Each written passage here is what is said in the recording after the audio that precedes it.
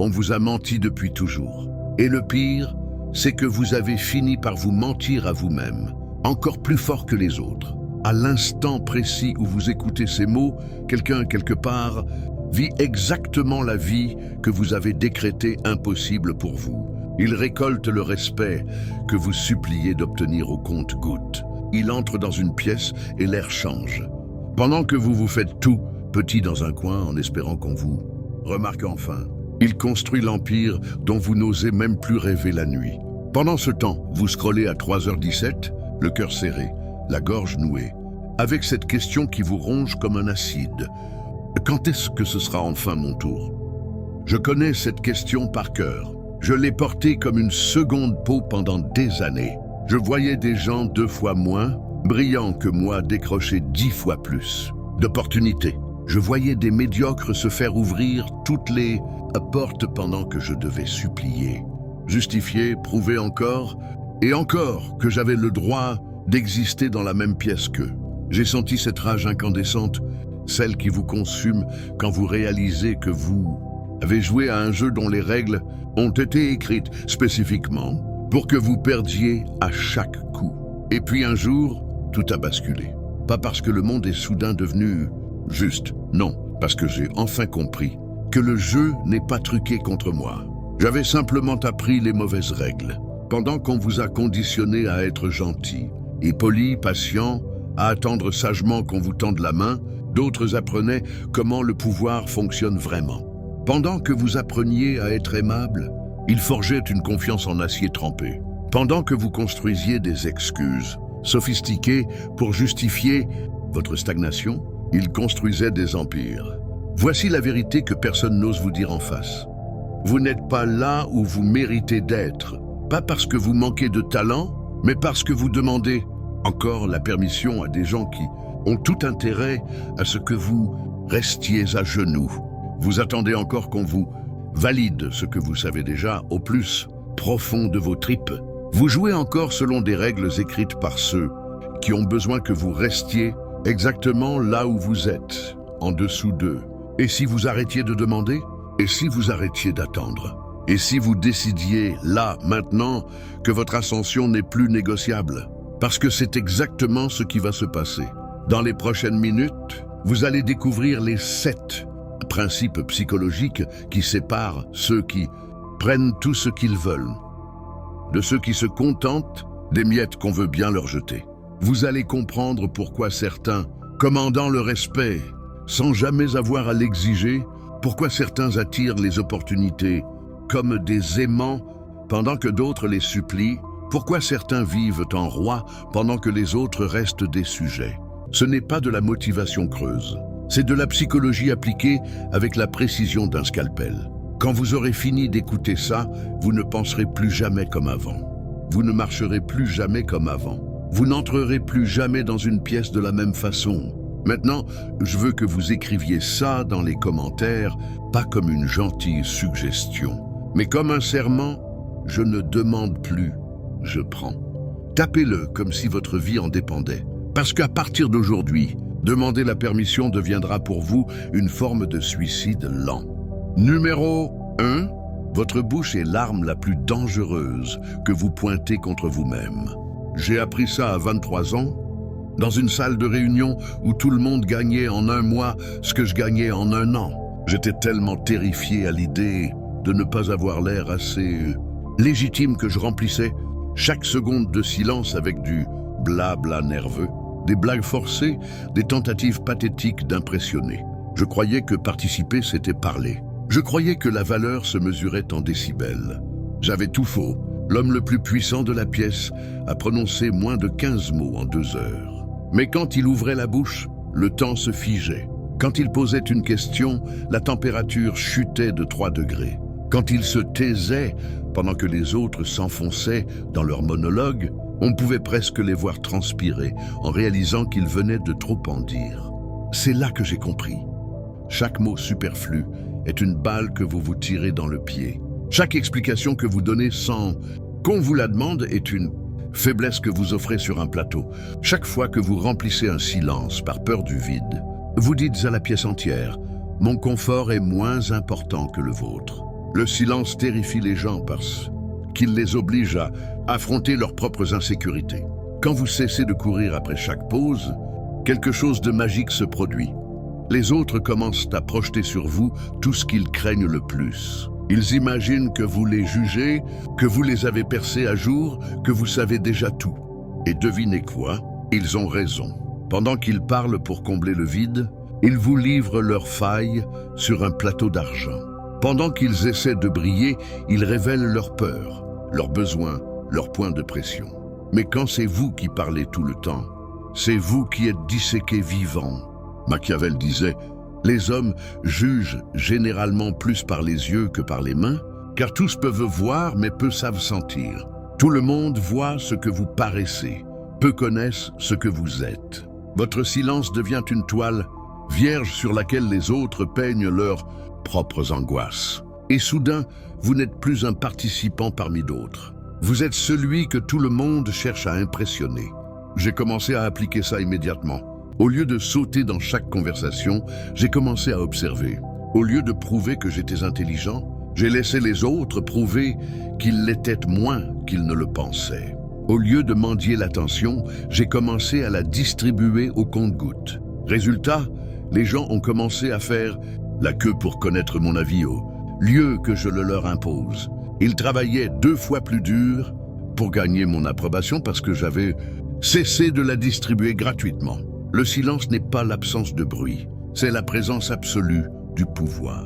Celui qui supporte le silence sans broncher contrôle la pièce sans avoir besoin de lever la voix. Maîtrisez ça et vous ne supplierez plus jamais pour qu'on vous écoute. Numéro 2. Vos émotions ne sont pas des faits, ce sont des données.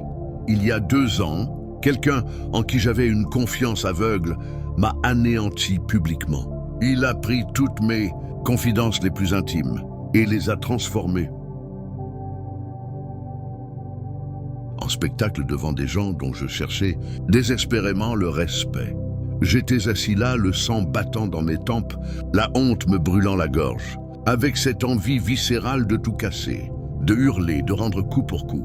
Mon instinct hurlait « Défends-toi, explose, fais-les payer !» Et puis quelque chose m'a retenu. Peut-être la dernière once de dignité, peut-être un éclair de lucidité.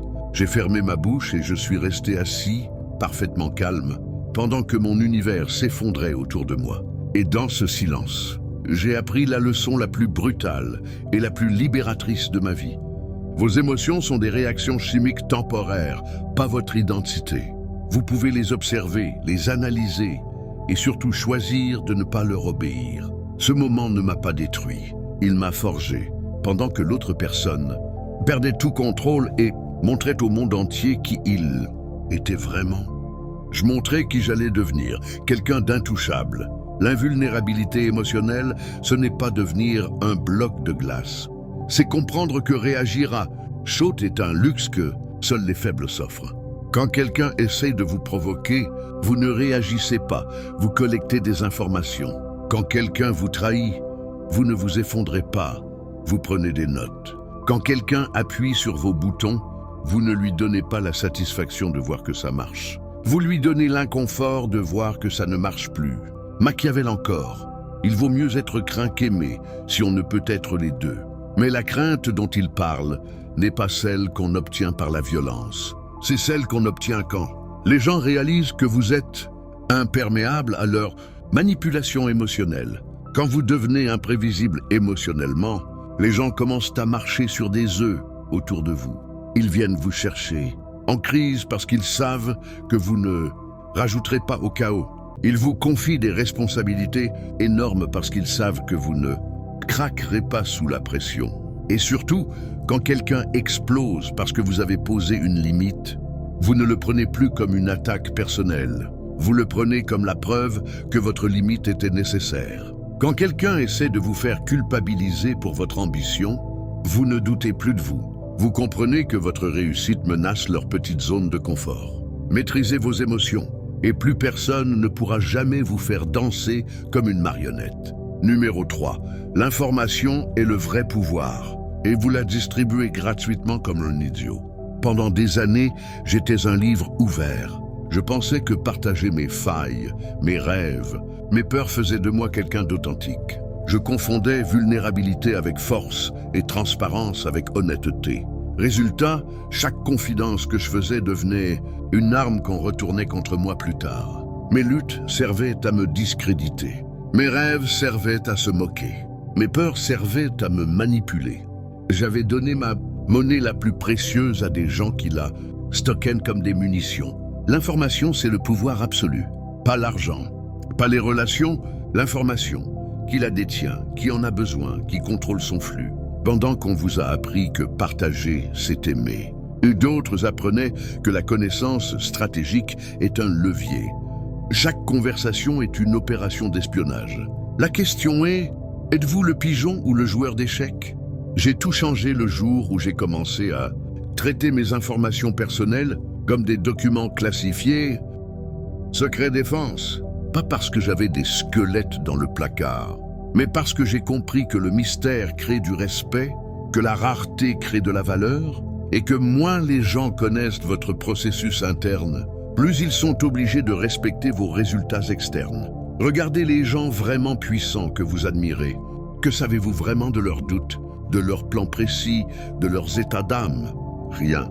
Et ce n'est pas un hasard. Ils savent que quand on ne comprend pas comment vous faites ce que vous faites, on est forcé de respecter le fait que vous le faites. Pendant que vous devenez un coffre-fort, vous devez devenir un collecteur obsessionnel d'informations sur les autres.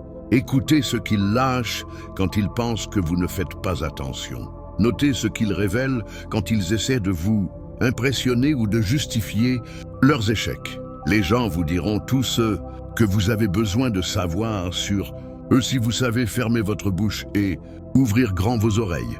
Ce n'est pas de la manipulation, c'est de la conscience stratégique. Quand vous savez exactement où sont leurs failles, leurs besoins, leurs peurs, vous pouvez créer de la valeur pour eux tout en servant vos propres objectifs. Contrôlez l'information et vous contrôlerez les options. Contrôlez les options et vous contrôlerez les résultats. L'information n'est pas faite pour être gardée éternellement. Elle est faite pour être déployée au moment parfait, avec un impact maximal. Maîtrisez ça, et plus personne ne pourra jamais vous prendre par surprise. Numéro 4, devenez si exceptionnel dans une compétence critique que vous devenez littéralement irremplaçable. Pendant 3 ans, j'ai été la personne la plus gentille, la plus accommodante, la plus disponible dans chaque boulot. Je pensais que la sécurité venait d'être appréciée. Je pensais que progresser signifiait ne jamais faire de vagues. Et puis j'ai vu des gens 2 fois moins sympas, mais 10 fois plus compétents, me passer devant encore et encore. C'est là que j'ai compris la vérité qui fait mal. Être gentil ne vous rend pas nécessaire. Être agréable ne vous rend pas précieux. Être facile à vivre ne vous protège que d'une chose, être difficile à remplacer. Vous savez ce qui vous rend intouchable? Être tellement exceptionnel, dans quelque chose d'essentiel, que vous remplacer coûterait plus cher en temps, en argent et en risque que de vous donner exactement ce que vous exigez. Salaire, respect, conditions, peu importe. J'ai dû affronter la réalité. J'avais utilisé la gentillesse comme un cache-misère pour ma médiocrité. J'espérais que ma personnalité compenserait mon manque de performance. Faux. La compétence impitoyable est votre seule vraie police. D'assurance, contre les sautes d'humeur, les favoritismes et les trahisons.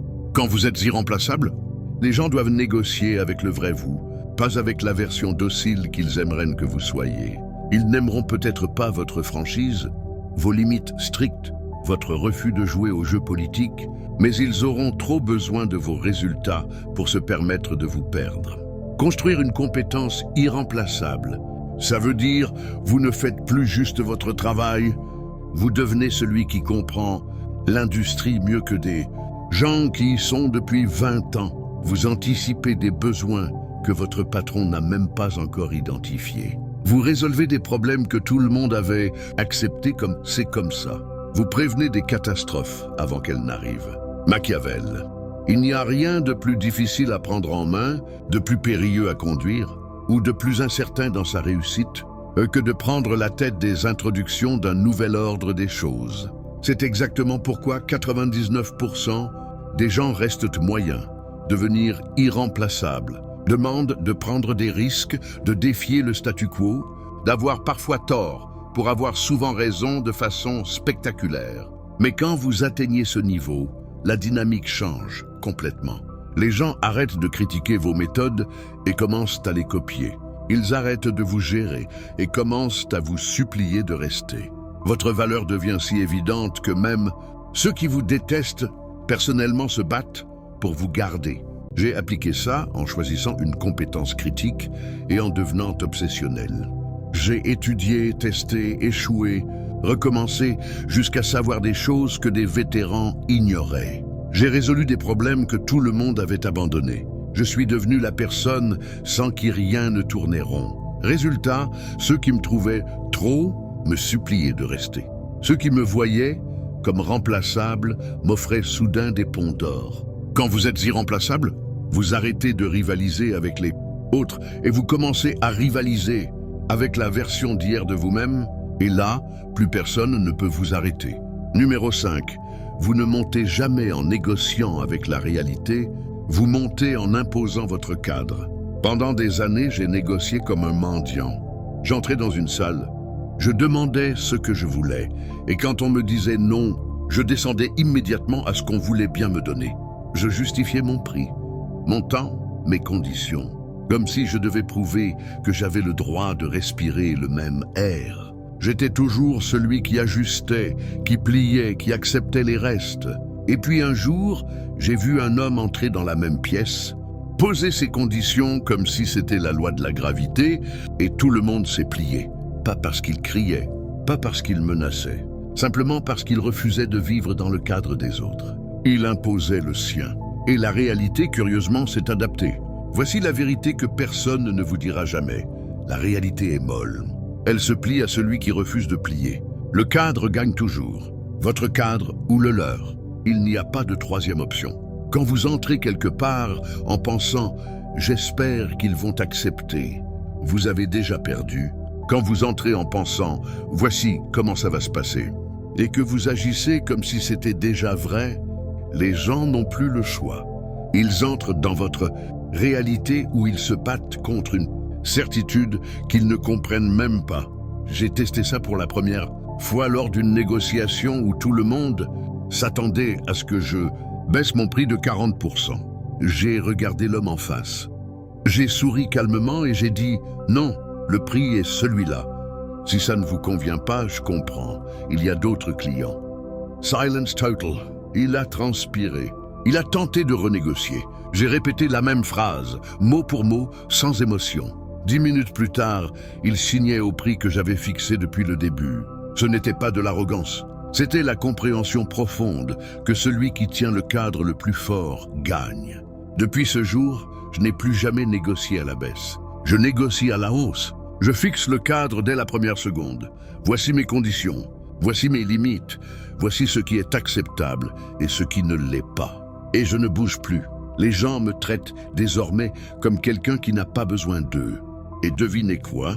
Ils me veulent encore plus. Parce que les humains sont attirés par ceux qui semblent avoir déjà tout ce qu'il faut. Le cadre, c'est la gravité sociale. Plus votre cadre est solide, plus les gens gravitent autour sans même comprendre pourquoi. Ils commencent à justifier pourquoi ils devraient avoir le privilège de travailler avec vous. Ils commencent à s'adapter à vos horaires, à vos prix, à vos règles, parce que vous ne leur laissez aucune autre option mentale. Maîtrisez l'art d'imposer votre réalité sans colère, sans explication, sans justification, et vous ne négocierez plus jamais. Vous dicterez. Numéro 6, votre réseau n'est pas la quantité de contacts, c'est la qualité de la dépendance que vous créez chez les autres. J'ai passé des années à collectionner des cartes de visite, à ajouter des gens sur LinkedIn, à aller à des événements en pensant que plus j'avais de relations, plus j'étais puissant. J'avais 5000 contacts et 0 levier. Et puis j'ai compris la vérité cruelle. La plupart des gens construisent des réseaux comme des mendiants qui tendent la main. Les vrais joueurs construisent des réseaux comme des seigneurs qui distribuent des privilèges. Le pouvoir ne vient pas du nombre de gens que vous connaissez. Il vient du nombre de gens qui ont besoin de vous plus que vous n'avez besoin d'eux. J'ai arrêté d'ajouter des gens pour commencer à créer de la dépendance stratégique. Je suis devenu la personne qui résout le problème que personne d'autre ne peut résoudre. Je suis devenu celui qui ouvre la porte que personne d'autre ne peut ouvrir. Je suis devenu celui qui donne l'information que personne d'autre ne possède. Et soudain, les gens qui m'ignoraient auparavant me contactaient en premier. Les gens qui me ghostaient répondaient en quelques minutes. Les gens qui disaient « on verra » disaient soudain « comment je peux t'aider ?» parce que je n'étais plus dans leur réseau. Ils étaient dans le mien. Et ils le savaient. Construire un réseau de pouvoir, ce n'est pas être partout. C'est être irremplaçable pour quelques personnes très précises. C'est choisir 10 personnes qui comptent vraiment et faire en sorte qu'elles ne puissent plus imaginer leur vie sans votre existence. C'est donner juste assez pour qu'ils soient accros, mais jamais assez pour qu'ils se sentent en sécurité sans vous. C'est devenir la ressource rare dans leur équation. J'ai une règle maintenant. Chaque fois que je rencontre quelqu'un d'important, je cherche immédiatement comment je peux lui créer une valeur qu'il ne peut obtenir nulle part ailleurs. Pas demain, pas dans 6 mois, immédiatement. Et je la donne, gratuitement, une seule fois. Juste assez pour qu'il comprenne que je suis une mine d'or. Et ensuite je disparais jusqu'à ce qu'il revienne en rampant. Et il revient toujours. Parce que la rareté crée la panique. Et la panique crée la loyauté. Aujourd'hui, mon réseau fait 47 personnes. Pas 57. Mais quand j'ai besoin de quelque chose, les portes fermées s'ouvrent en 24 heures. Quand j'ai besoin d'une introduction, elle arrive avant que j'ai fini ma phrase. Quand j'ai besoin qu'on bouge des montagnes, les montagnes bougent. Parce que ces 47 personnes savent une chose. Perdre l'accès, à moi, leur coûterait plus cher que n'importe quel service qu'ils pourraient me rendre. Votre réseau n'est pas ce que vous connaissez. C'est ce que les autres perdraient si vous disparaissiez demain. Numéro 7. Le dernier principe, le plus brutal. Vous ne gagnez jamais en jouant proprement. Vous gagnez en jouant pour gagner. On vous a appris à être juste, à attendre votre tour, à respecter les règles même quand les autres les brisent. On vous a appris que le karma existe, que le bien triomphe, que si vous êtes une bonne personne, tout finira par s'arranger. C'est le plus gros mensonge qu'on vous ait jamais vendu. Le monde n'est pas juste. Il récompense ceux qui comprennent que la morale est un luxe et que la victoire est une nécessité. Je ne vous dis pas de devenir un monstre. Je vous dis d'arrêter d'être une victime. Il y a une différence entre jouer sale et jouer pour gagner. Jouer sale, c'est trahir, voler, détruire sans raison. Jouer pour gagner, c'est refuser de perdre quand votre survie est en jeu. C'est comprendre que parfois il faut frapper le premier, frapper plus fort, et ne jamais s'excuser d'avoir gagné. J'ai appris ça le jour où quelqu'un a essayé de me détruire professionnellement. Il a menti, manipulé, saboté derrière mon dos. Mon premier réflexe a été de rester propre, de prendre la grande route, de croire que la vérité finirait par éclater. J'ai failli tout perdre. Et puis j'ai compris, si je joue selon ses règles, je perds. Si je joue selon mes règles, je survis. J'ai rassemblé toutes les informations que j'avais sur lui, grâce au Principe 13. J'ai utilisé mon silence et mon cadre, Principe 1 et 5. J'ai mobilisé mon réseau, Principe 6. J'ai été impitoyable dans ma compétence, Principe 4, et j'ai contrôlé mes émotions quand il a essayé de me faire craquer, Principe 2.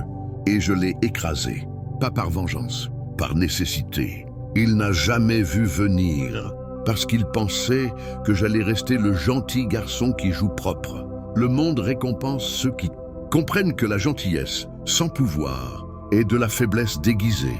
La justice sans force est une illusion. La morale sans victoire est un suicide lent. Vous n'avez pas besoin d'aimer ça. Vous avez besoin de survivre assez longtemps pour pouvoir choisir plus tard. Et pour survivre dans ce monde, il faut parfois faire des choses que votre ancienne version aurait jugées inacceptables. Le 7e principe n'est pas de devenir mauvais, c'est de refuser de rester naïf. C'est de comprendre que ceux qui gagnent ne sont pas forcément les meilleurs, mais toujours les plus déterminés à ne pas perdre. Appliquez ces 7 principes ensemble et vous ne reconnaîtrez plus votre vie dans 6 mois. Vous ne demanderez plus, vous prendrez, vous ne supplierez plus, vous dicterez, vous ne courberez plus l'échine. Vous marcherez comme quelqu'un qui sait déjà que la pièce lui appartient, avant même d'y entrer. Et le plus beau dans tout ça, le monde ne vous en voudra pas. Il vous respectera enfin. Parce que les humains ne respectent que ceux qui refusent d'être respectés à moitié. C'est fini le temps où vous attendiez votre tour. Votre tour commence maintenant et il ne finira jamais.